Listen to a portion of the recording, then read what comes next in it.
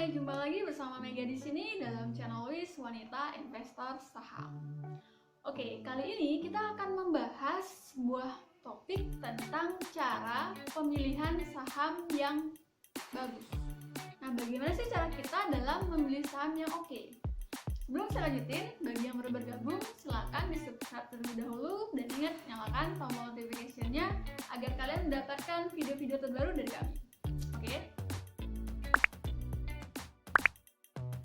Sebelumnya, kita harus sadar bahwa ketika kita membeli sebuah saham, itu artinya kita membeli sebuah perusahaan, teman-teman. Di balik lembar saham, itu ada perusahaan yang sedang berjalan. Dipastikan ketika kalian membeli sebuah saham, kalian membeli perusahaan yang menghasilkan keuntungan, bukan malah menghasilkan kerugian, ya kan? Nah, itulah pentingnya kita untuk menganalisa saham mana yang terbaik untuk kita investasikan. Saya akan bagikan beberapa cara untuk menganalisa sebuah saham. Yang pertama, kalian harus paham terlebih dahulu bagaimana sih model bisnis dari perusahaan tersebut. Saya percaya atau saya yakin setiap perusahaan maupun dalam sektor yang sama itu memiliki caranya sendiri dalam memperoleh laba. Jadi model bisnisnya bisa sangat berbeda. Maka dari itu kita perlu tahu bagaimana sih model bisnis dari perusahaan yang mau kita beli. Dengan kita mengerti, jadi kita bakal tahu kapan sih perusahaan kita, sentimen apa sih yang menyebabkan perusahaan tersebut bakal mengalami tekanan atau malah mengalami kenaikan. Nah, itulah pentingnya untuk memahami bagaimana model bisnis dari perusahaan tersebut. Nah, yang kedua adalah kalian harus mengerti tentang rasio keuangan. Rasio keuangan ini adalah untuk mengukur si perusahaan ini sehat apa tidak sih secara keuangan. Nah, berikut saya akan sajikan atau paparkan beberapa rasio penting dalam menganalisa perusahaan. Yang pertama itu adalah EPS.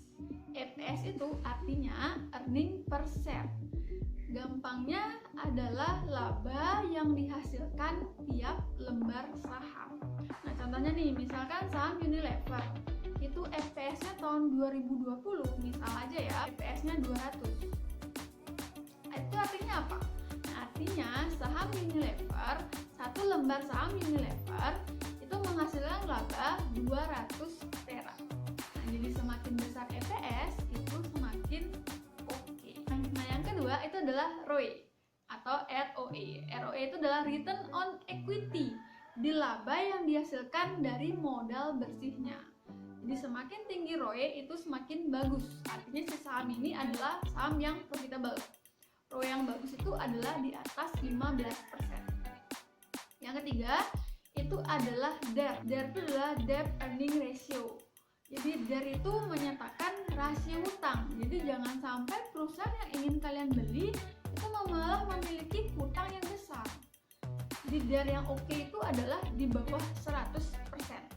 Tapi tidak semua emiten bisa kita samakan DER yang bagus itu di bawah 100%.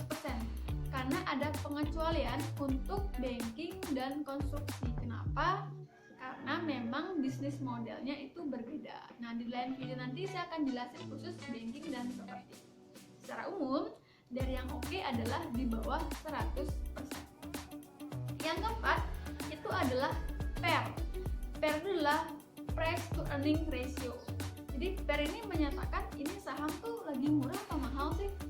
Nah, PER itu yang oke adalah di bawah 10 kali.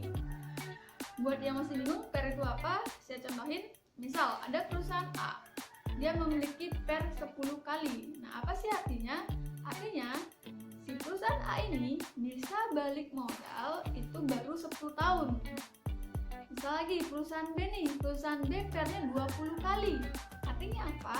Artinya si perusahaan B ini baru bisa balik modal selama 20 tahun.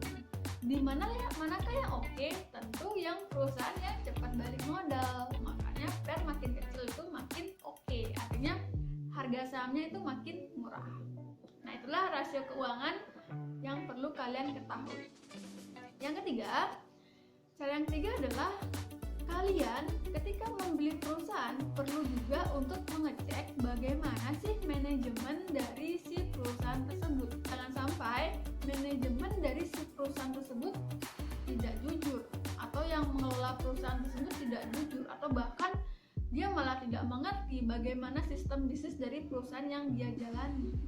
Jadi sangat penting untuk mengecek apakah perusahaan yang mau kita beli itu dipimpin oleh orang yang jujur atau manajemennya bagus atau tidak.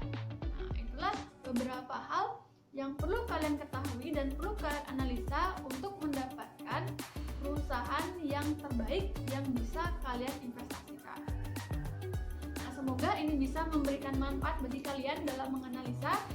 Jika ada pertanyaan lebih lanjut, bisa kalian hubungi kontak person di bawah ini. Oke, sekian dari saya. Jika ini bermanfaat, silakan bagikan video ini ke teman-teman kalian dan jangan lupa untuk di like. Sampai ketemu di video selanjutnya.